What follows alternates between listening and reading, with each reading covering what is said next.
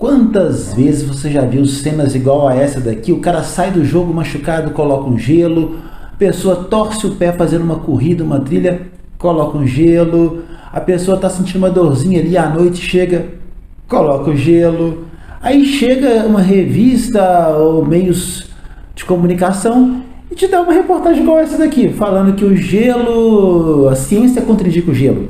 Então, quando devo colocar o gelo? Devo fazer o gelo? Não devo? O gelo é vilão? O gelo é o herói? Então, como é que funciona isso aí? É isso que nós vamos conversar agora, depois de você se inscrever no nosso canal e da nossa vinheta.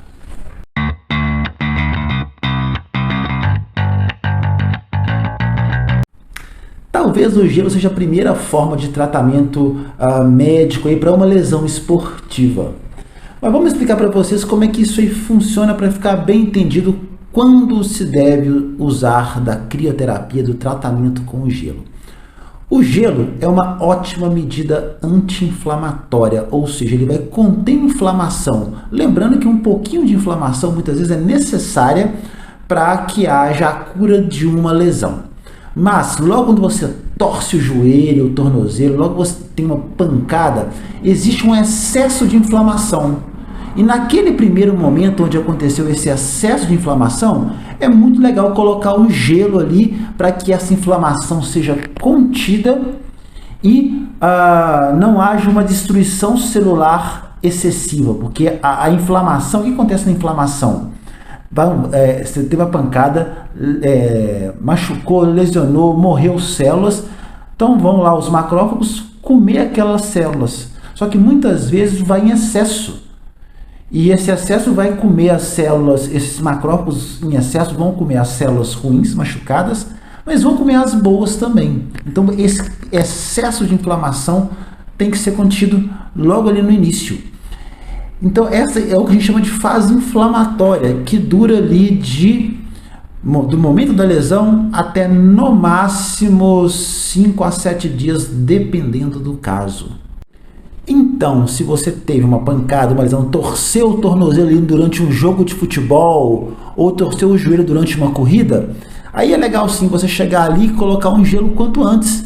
Quanto antes você entrar com esse processo ali de medida anti-inflamatória, você vai conter a inflamação em excesso.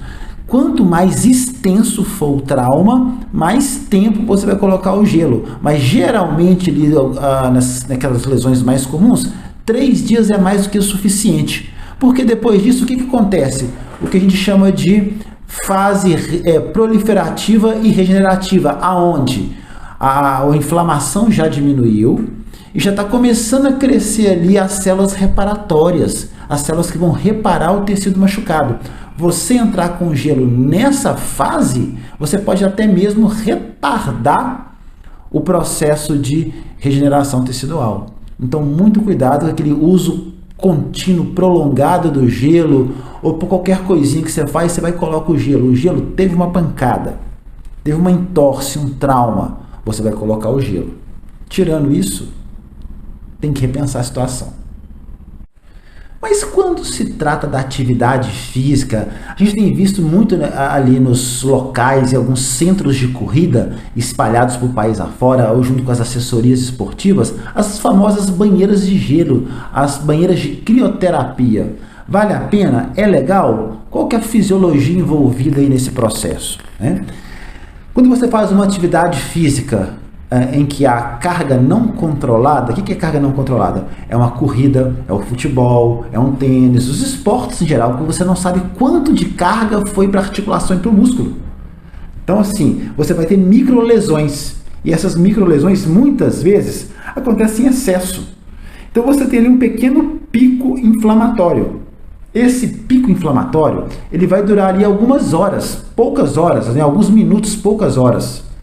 Então, logo após uma atividade física intensa, como um treino longo de corrida ou uma partida de futebol, você tem ali um gap, ali um espaço, ali, vamos colocar aí para arredondar, em torno de 1 hora, 1h30 para você fazer uso do gelo.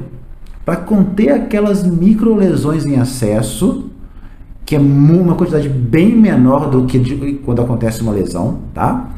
Você vai usar ali uns 15 a 20 minutinhos de gelo, para quê? Para conter essas microinflamações.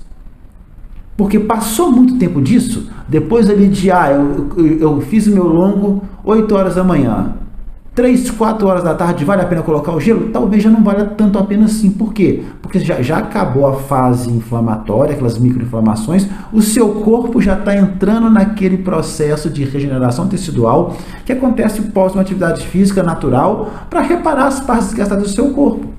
Então, o gelo pós-atividade física vai valer muito a pena ali em torno de 1 a 1h30 após a atividade.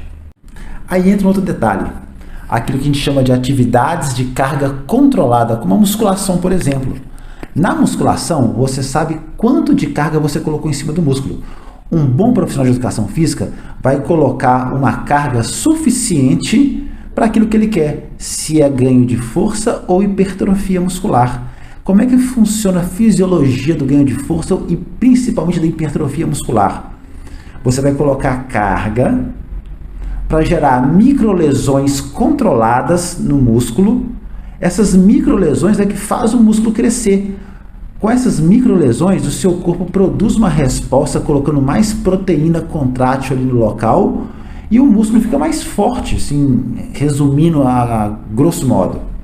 Então essas microlesões de carga controlada são necessárias para o ganho de força, são necessárias para o ganho de hipertrofia muscular. Se você faz uma musculação e coloca o gelo logo em seguida em cima do músculo, se você faz uma musculação e entra numa banheira de gelo, você está inibindo essas microlesões que vão fazer o seu músculo crescer. Essas microlesões que vai fazer o seu músculo ficar mais forte. Então, logo após a musculação, não é para colocar gelo, a não ser que durante a musculação tenha acontecido algum evento em que tenha gerado uma perda do controle da carga e tenha causado microlesões em excesso, que é um descuido, que não deve ser uma normalidade. Aí você pode até colocar o gelo. Mas, se você coloca o gelo logo após uma musculação, porque fiquei dolorido, você vai estar inibindo ali a síntese de proteína muscular.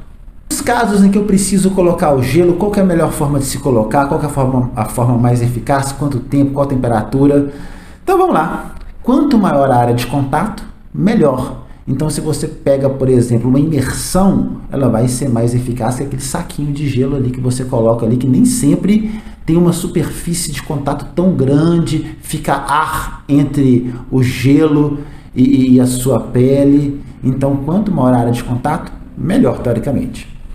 A temperatura.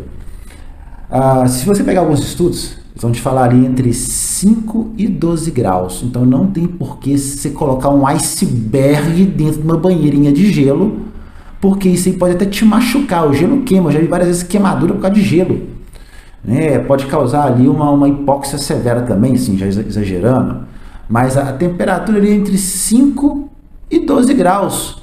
Se você pegar ali uma banheira de gelo ali, dessas que hoje em dia a gente vê até vendendo na internet, meio saco de gelo pode ser o suficiente. Em relação a tempo, eu já vi isso, aí vai depender um pouquinho da área, né? Que você vai fazer a aplicação e da intensidade do processo inflamatório, mas vai variar ali entre 5 e 20 minutos.